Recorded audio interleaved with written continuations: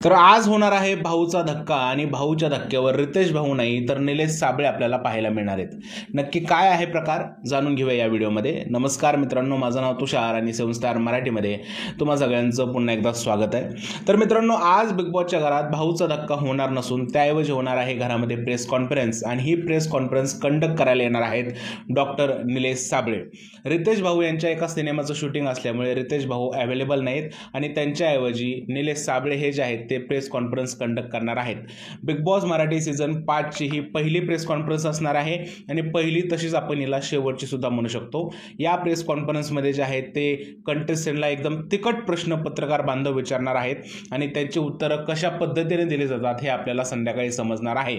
पण सध्या बातमी हीच आहे की रितेश भाऊच्या सिनेमाचं शूटिंग असल्यामुळे रितेश भाऊ भाऊच्या धक्क्यावर आज येऊ नाही शकले, त्यामुळे निलेश साबळे जे आहेत ते प्रेस कॉन्फरन्सचं अँकरिंग करणार आहेत। तुमचं काय म्हणणं या गोष्टीबद्दल प्लीज मला कमेंटमध्ये सांगा। जर हा व्हिडिओ आवडला असेल तर त्याला लाईक करा, शेअर करा, चॅनलला सबस्क्राईब करायला विसरू नका। भेटूया पुढच्या व्हिडिओमध्ये, तोपर्यंत भारत माता की जय।